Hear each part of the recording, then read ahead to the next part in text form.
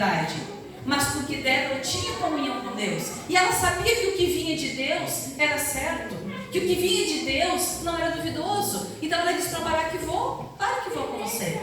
Mas independentemente se eu for ou se eu não for com você, ele morrerá. E não será pela tua mão, será pela mão de uma mulher. Então Débora tinha essa convicção, essa coragem e essa fé. Ela não hesitou e declarou que a vitória estava assegurada. Queridos, o terceiro ponto importante: Débora era uma influência positiva.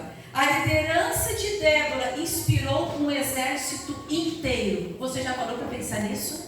Quando ela influenciou Baraque, e Baraque foi, atrás de Baraque havia muitos outros homens. Então a influência de Débora foi uma influência positiva, porque Deus marcou a história de Israel com uma forma maravilhosa de libertação e de esperança através de Débora, quando ela falou com Baraque. Aqui nós temos uma coisa importante: a liderança de Débora mostra que a liderança não está restrita a cargos, mas é exercida com humildade, com firmeza e com compromisso comum. Quando nós olhamos para uma esfera da igreja, nós percebemos isso. A igreja, ela só tem vitória completa, queridos, não é quando o líder vem aqui para frente, mas quando toda a igreja compra a ideia daquela liderança. É a unidade, é a união que faz a igreja ser vitoriosa. É a mesma coisa. A gente vê histórias se repetindo. Ali era um exército. Mas qual é o exército do Senhor hoje? Não somos nós? Nós somos o exército do Senhor. Então, quando eu tenho uma autoridade aqui na frente, um líder aqui na frente, eu compro aquela ideia, eu entendo que eu faço parte desse exército, vai ter vitória. A vitória é garantida. Porque nós estamos seguindo não apenas qualquer líder, mas um líder que está ouvindo a voz de Deus. E que ele sabe que ouvir a voz de Deus, seguir os seus ensinamentos, é vitória garantida. É esperança, é salvação. Então nós temos em Débora isso. Ela transformou a história de um povo com a sua influência. Débora, assim como Débora, cada uma de nós mulheres também fomos criadas, não estamos no mundo por acaso. Nós estamos aqui com um propósito único. E o nosso propósito, o chamado de Deus, ele não é apenas, irmãos, para púlpitos. Até porque falar num púlpito dentro de uma igreja, para algumas pessoas pode ser uma coisa muito fácil. Mas o chamado de Deus é para fora dos muros da igreja. Ele é para dentro da igreja porque é importante, o exército está aqui. Para o exército conseguir combater, ele precisa se preparar. Então nós nos preparamos aqui. Mas a nossa missão, ela também está para fora dos muros da igreja. A nossa missão está lá, longe muitas vezes. Às vezes ela pode estar dentro da nossa própria casa. Ela pode estar no voluntariado que você faz no hospital. Ela pode estar, quem sabe, aconselhando com sabedoria pessoas, jovens, crianças, ouvindo o que os vizinhos têm e levando uma palavra de conforto. A liderança de uma mulher, ela pode estar ali. Porque no lar, a mulher é o alicerce. A mulher, ela constrói dentro do lar, ela sustenta. A presença de uma mulher dentro do lar era transformadora. Dá para perceber direitinho o lugar onde uma mulher mora e onde o homem mora. Se o homem mora sozinho e se uma mulher mora com um homem, é diferente. O ambiente é transformado. A mulher começa a cuidar de detalhes. A mulher enfeita. O homem já não é muito preocupado com isso. Então, onde há uma mulher, a gente consegue perceber a diferença. Mas mais do que isso, a mulher é uma força que sustenta. Dentro do lar, ela é um alicerce. E ela está ali exatamente para isso. Porque ela tem uma missão dentro do lar, que é desenvolver vidas que possam ser entregues para Jesus Cristo. A mulher na igreja, ela também é essencial para fazer participar do corpo da igreja, organizando, discipulando, intercedendo. Nós temos grupos aqui, né? Oração intercessora. Tem homens naquele grupo, mas a maioria são quem? Mulheres. Mulheres. Não estou tirando os homens da história, muito pelo contrário. O homem é uma força poderosa dentro da igreja ao lado da mulher. Mas a mulher, ela tem um toque especial. Olha só isso daqui, irmãos. Quando eu cheguei olhei, falei, que coisa mais linda esses girassóis gigantes. Olhei tudo que lindo, bonito. Eu falei, nossa, isso é coisa normalmente de quem? De mulher. A mulher olha, mas tem que ter isso, tem que ter aquilo. Aí o homem vai lá, aí ficou legal, ficou bonito. Ele dá um aval dele, né? Deve ficar mais feliz ainda, né? Quando ele diz que ficou bonito. Porque as mulheres gostam de receber elogios. E a gente sabe que a mulher, ela é essencial na igreja. E na comunidade, a mulher é influência. Então você pode ser influência no seu trabalho, pode ser influência, como eu disse, com seus vizinhos. Quantas vezes um vizinho foi até a sua casa e disse assim, por favor, tu pode orar pela minha filha, pela minha família? Quando uma pessoa vai até a sua casa e pede para você orar por ela ou pela família, você foi influência, queridos. Você foi influência naquela vizinhança. Se você está no seu trabalho, você faltou, alguém sentiu a sua falta, e quando você veio, ela disse, nossa, como eu senti a tua falta? Ontem a vida ela não se brilha, agora você chegou, nossa, alegrou o ambiente. Você está tendo influência no seu trabalho. Então nós, mulheres da comunidade, somos influência sim.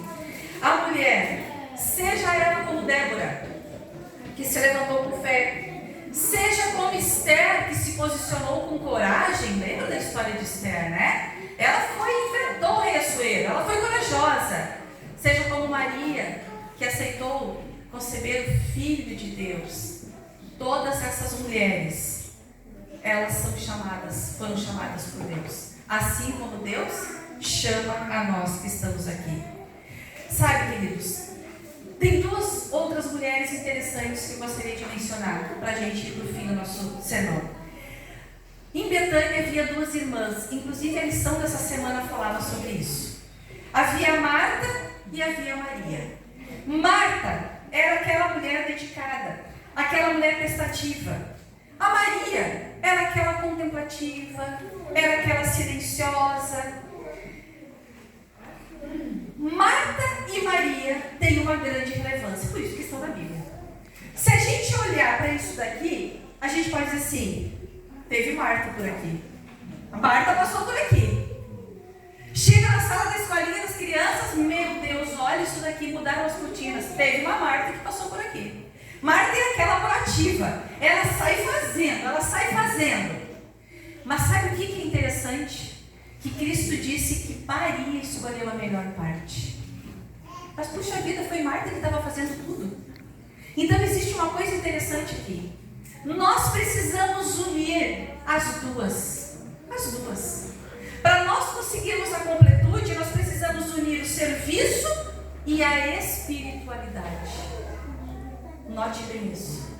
É importante que unamos o serviço com a espiritualidade.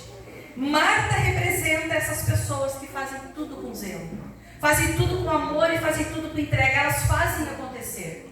Marta, se você delegar para ela uma coisa, dizer, Marta, eu preciso que você faça tal coisa, pode sair, virar as costas que ela vai fazer. Ela faz chover para cima. Ela faz acontecer. Com Marta não tem erro. Maria, ela representa aquele coração que busca intimidade com Deus. Sabe o que Maria ensina? Ela ensina o valor do ouvir. Nós, às vezes, estamos num agito muito grande. E esse corre-corre nos faz deixar de lado o parar e o ouvir. E a Maria representa essa pessoa, ouvir e contemplar.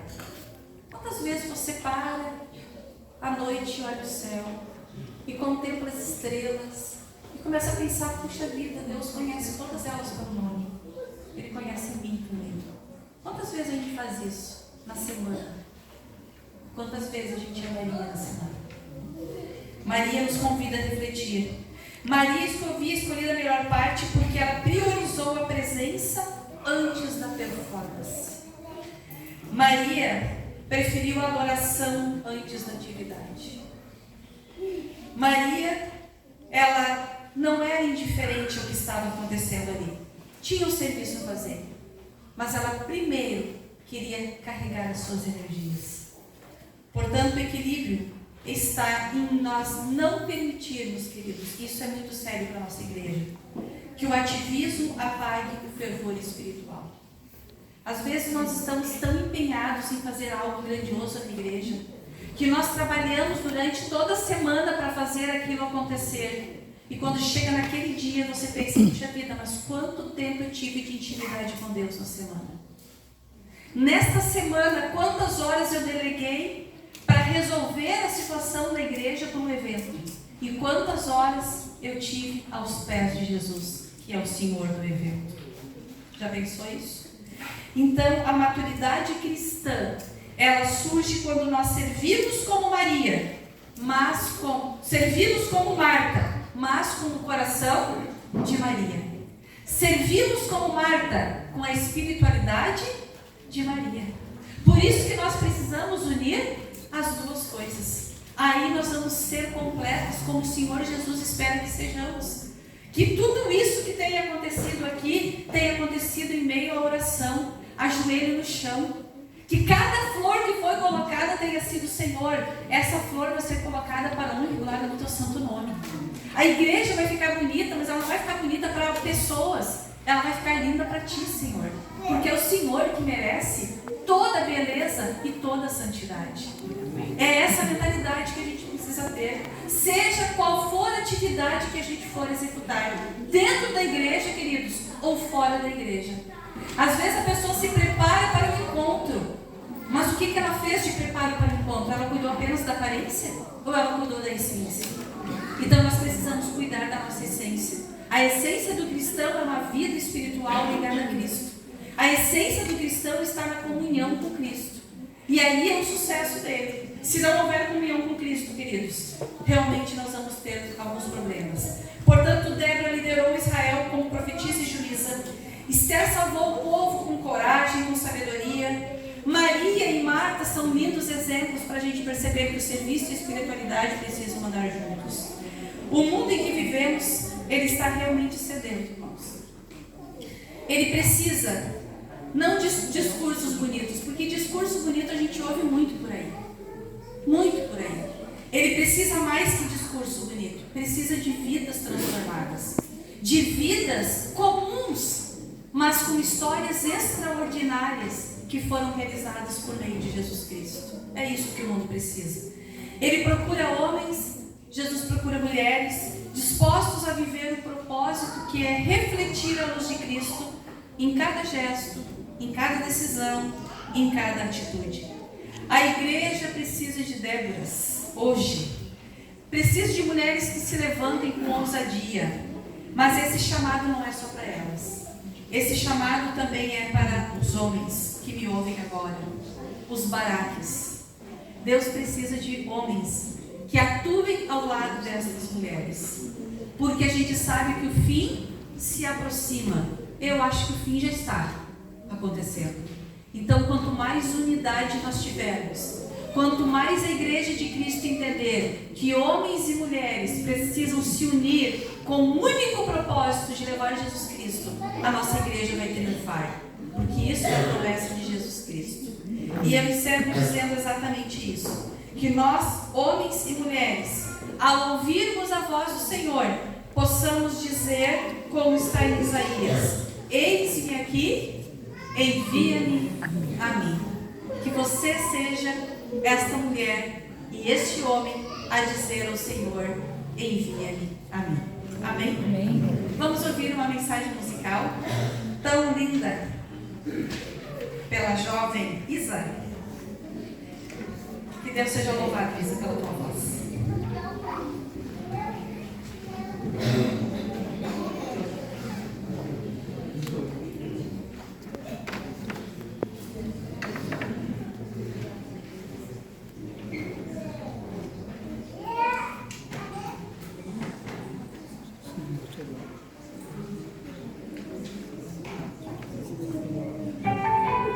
Talvez eu esteja falando para alguém que está cansado de lutar, mas deixa eu te lembrar de uma coisa: se você chegou até aqui, não foi sozinho. Talvez essa seja a sua história. Ouça.